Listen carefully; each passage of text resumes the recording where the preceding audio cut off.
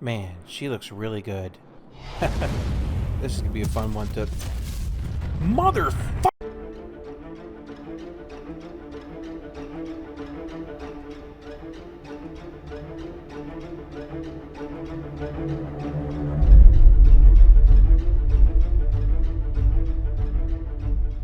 Yeah, so anyway, that's a thing that happened.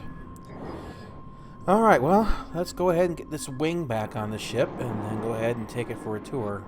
Now, I took the Sabre out tonight, successfully, kind of.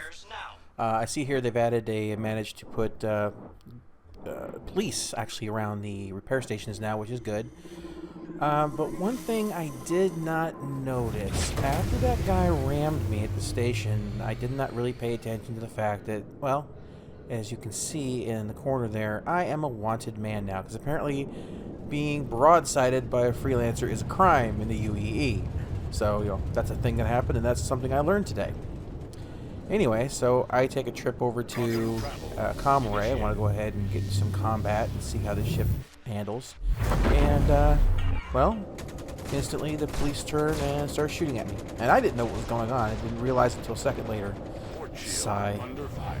So, before I take this into Arena Commander, because now I'm a wanted man, and I really don't want to mess around with this, I figured, it'll just be simpler that way. Direct combat, no wanted levels, no freelancers flying up my ass.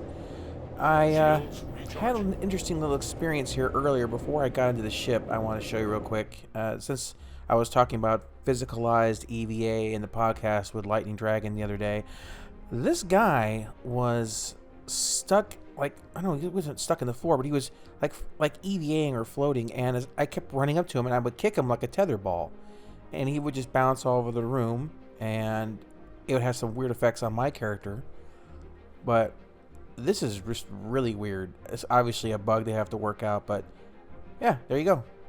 EVA tetherball, or a kickball, I should say. Anyway, back to what I wanted to show you.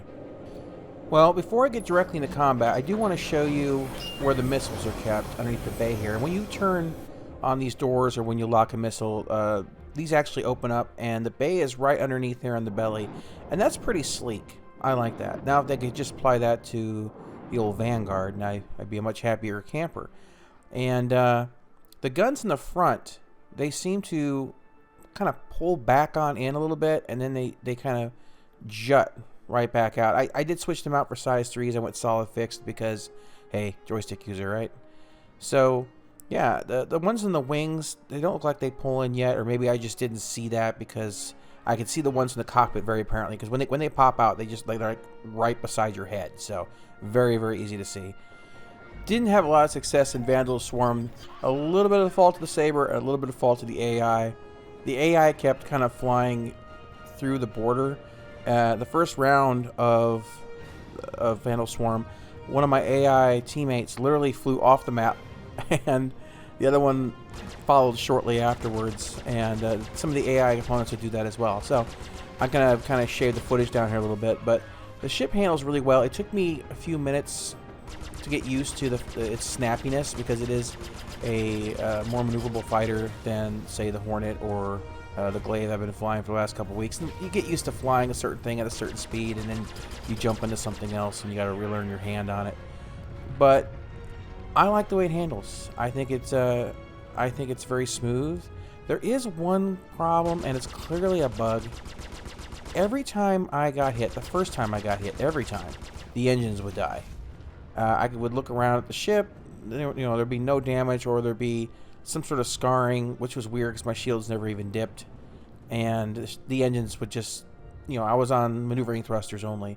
And clearly that's a bug they're going to have to patch, because, it doesn't make sense for the ship to take the slightest, dink, boom. It doesn't make any sense, but clearly a bug. And outside of that, yeah, really enjoyable to fly. I still think the cockpit, while it's very pretty, they still have the issue with the screen's not animating correctly unless you go to a page and then change it back to see your shields. And the screens are still kind of small and hard to read. And that radar ball is as obnoxious as hell. I would just love to see a 2D radar ball. Not radar ball, but 2D radar display. Old style, so much easier to deal with. Make that the center screen if I'm not trying to adjust systems. I mean, that would be worth its weight in gold to me. But yeah, this is a great ship. Of course, obviously, 2.2 is now live. They, of course, had a problem. I think they wanted to make it go live earlier, but they had the announcement inside of Around the Verse, and YouTube was giving them a bunch of problems.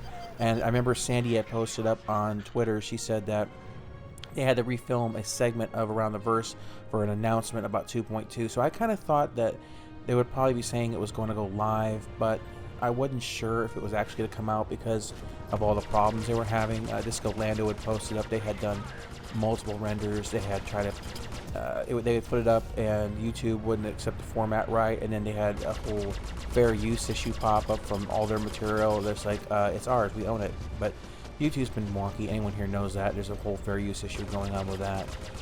But yeah, 2.2 is live. I'll play more with it in the morning.